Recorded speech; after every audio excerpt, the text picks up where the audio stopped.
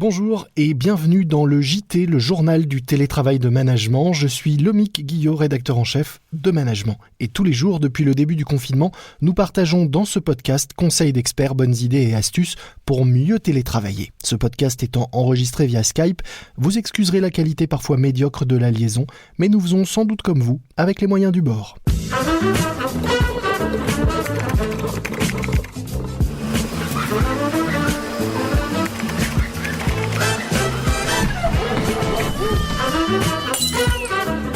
C'est le journal du télétravail.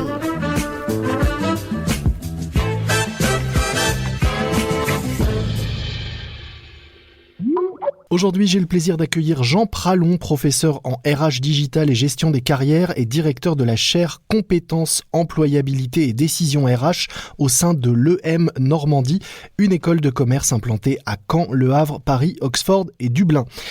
Si je suis aujourd'hui avec Jean Pralon, c'est qu'il publie une étude particulièrement d'actualité qui va intéresser nombre d'entre vous. Elle s'intitule « Full Remote Skills, quelles compétences pour être un télétravailleur performant ?» et elle dévoile en effet les soft skills, les compétences les plus utiles quand on est en télétravail. Pour cette étude, l'école et le professeur ont suivi 317 télétravailleurs entre 2009 et 2019. Alors, bonjour. Et première question, comment vous est venue l'idée de faire cette étude ? C'était une demande d'un partenaire qui est le groupe Axis, qui finance une partie de mes travaux, qui est un mécène de la chaire que je dirige, et qui disait on va essayer de réfléchir à comment accompagner la mise en place du télétravail. Alors on était encore en temps normal, et dans leur esprit, ça concernait plutôt des gens qui allaient être en télétravail partiel. Et ils avaient des clients qui se demandaient comment choisir ou comment décider si tel ou tel collaborateur pouvait être à l'aise en télétravail ou pas. Donc j'avais fait cette étude exploratoire et elle avait donné quelques premiers résultats et j'imaginais pas que ça allait devenir à ce point important aujourd'hui. Alors cette étude porte sur les compétences ou les qualités pour être un bon télétravailleur. Elle est d'autant plus actuelle en ce moment. Quelles sont ces compétences que vous avez identifiées comme étant indispensables pour réussir son télétravail ? Alors on parle de compétences comportementales, on peut dire soft skills si on préfère. On en a trouvé 6 qui sont vraiment discriminantes et qui font qu'on est un bon télétravailleur ou qu'on l'est moins. Dans ces 6 compétences comportementales, il y en a quelques-unes qui sont assez prévisibles, c'est-à-dire bien connaître son organisation et savoir à qui faire appel. Il y a se connaître et donc mesurer quel est son degré d'autonomie et là aussi quand il faut faire appel à quelqu'un. Et puis après, il y a des compétences qui sont un peu plus spécifiques. J'en cite 2.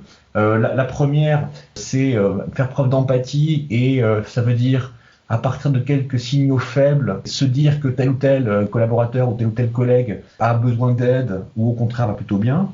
Et puis surtout, celle qui est très importante pour moi, c'est une compétence qu'on a appelée promouvoir, c'est-à-dire la capacité à faire parler de soi et à rendre visible son travail quand pour autant on n'est pas visible. Et c'est en fait ça qui illustre bien le bon ou le mauvais télétravailleur. Et c'est aussi ça qui illustre ce que c'est vraiment que le télétravail. Le télétravail, c'est finalement travailler en situation d'absence, c'est-à-dire en n'étant pas visible. Alors ça, c'est vrai principalement en période normale, quand les télétravailleurs sont une minorité. Dans le cadre de la période que l'on vit actuellement, qu'est-ce que cette compétence peut apporter ou comment est-ce qu'elle peut s'appliquer à tout le monde, puisque l'absence, là, elle est généralisée ou presque ? Alors, ce qu'on observe depuis 15 jours, c'est que finalement, il y a 2 types de télétravailleurs. Il y a les télétravailleurs qui reproduisent en situation de télétravail ce qu'ils feraient normalement. Donc ils interagissent par mail, ils ont tendance à séparer le pro du perso et ils ont par exemple tendance à ne pas mettre la caméra quand on fait des séances de visioconférence. Et c'est ceux-là qui sont un peu menacés parce que ceux-là, ils n'ont pas compris que l'important c'était de donner de la visibilité à ce qu'on fait. Et l'autre groupe de télétravailleurs, c'est plutôt ceux qui, au contraire, multiplient les canaux de communication, utilisent leur téléphone, utilisent le mail et quand on est en téléconférence, mettre la caméra de façon à ce qu'on voit quel est leur contexte de travail et y compris les contraintes dans lesquelles ils se situent.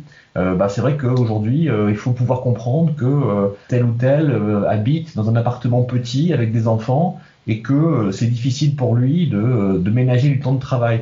Et ça, si on le rend visible, si on l'explicite, tout d'un coup, tout devient clair. Et ils sont du coup présents, ceux-là. Ils sont présents même s'ils sont pas là. Ça rejoint également l'empathie, donc qui peut s'exprimer aussi de cette façon-là. Alors. Pour comprendre que tel collaborateur ne va pas bien, que la situation l'affecte, ou que il est angoissé ou inquiet, typiquement parce qu'il a du chiffre d'affaires à faire et qu'il ne pourra pas le faire. Bref, toutes ces situations-là, la capacité à repérer ces micro-signaux ou ces signaux faibles, c'est une capacité très importante. Elle fait vraiment la différence avec les autres.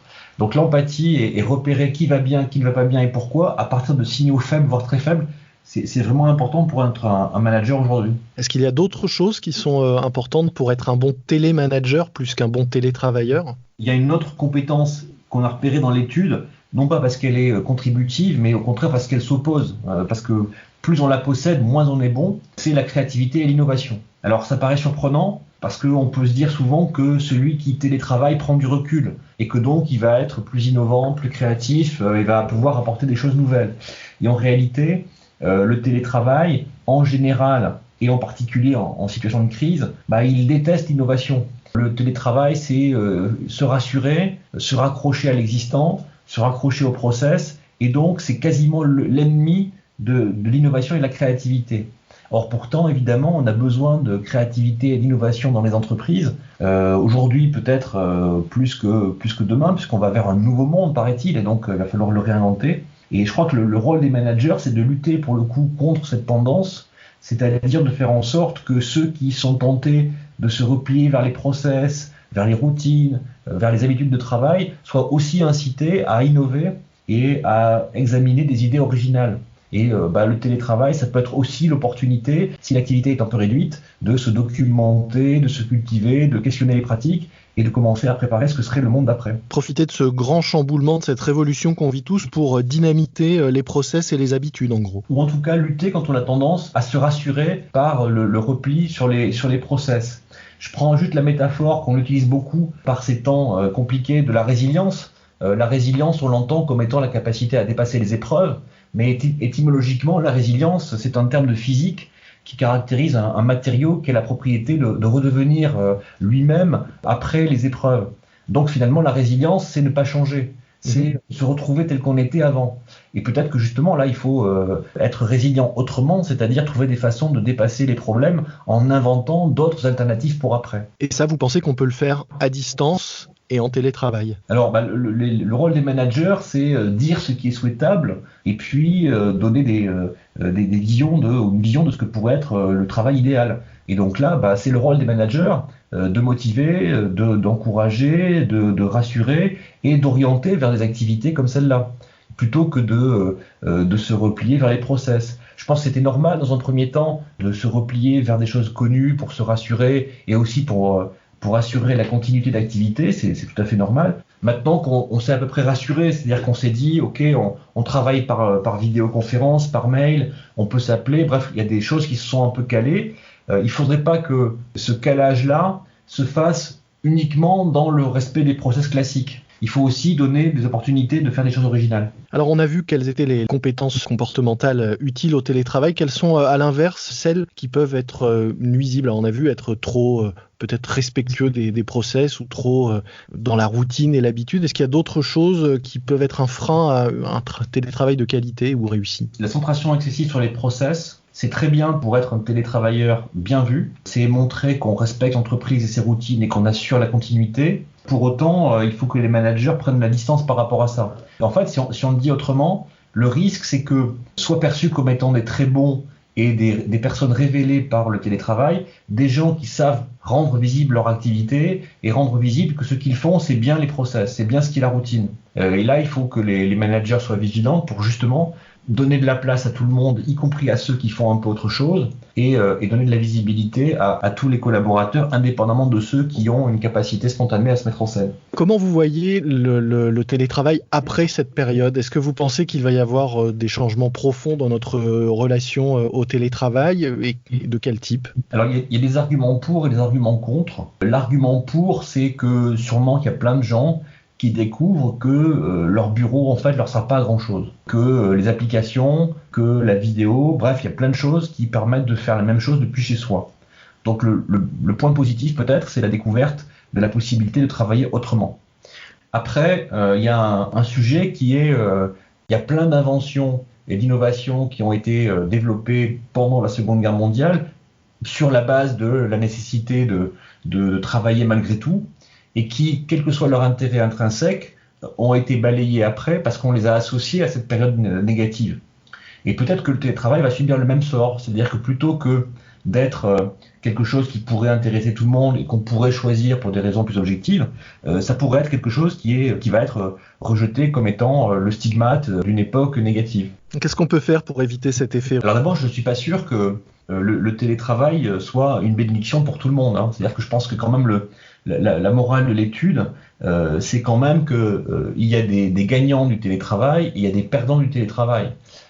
Tout comme d'ailleurs avant le début de la crise, il y avait des gens qui étaient en télétravail complet pour des raisons très positives et c'était un cadeau qu'on leur faisait qui venait célébrer leur employabilité, leur attractivité. Et puis il y a des gens qui étaient en télétravail parce que finalement, on pouvait très bien se passer de leur présence physique. Donc il y a des gagnants et des perdants. Il y a de la vigilance à avoir pour faire en sorte que ceux qui s'en sortent bien soient ceux qu'on a pu accompagner et que le télétravail ne relègue pas des gens qui sinon auraient été tout à fait de bons collaborateurs. Donc c'est pas forcément une bénédiction en soi.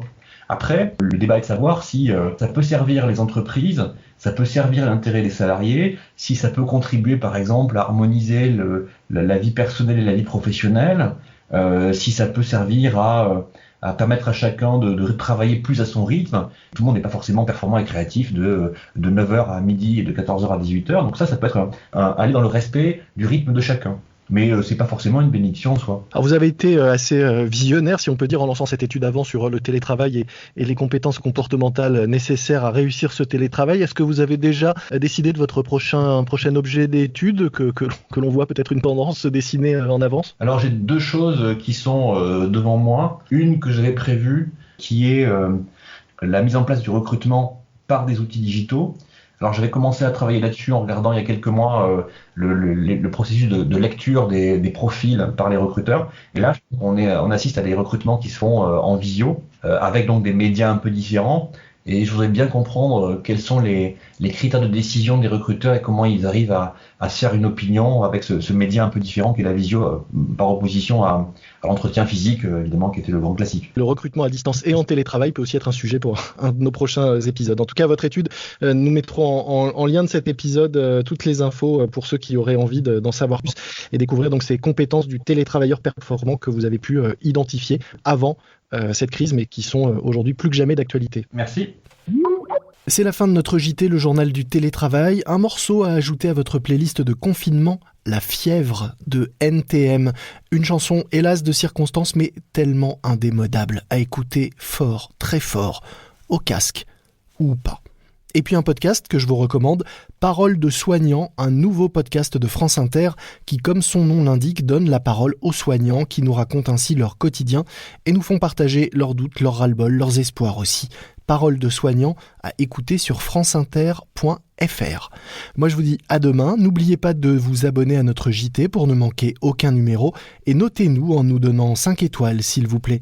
Soyez prudents, respectez les consignes et les gestes barrières, restez chez vous, portez-vous bien et bon télétravail à tous.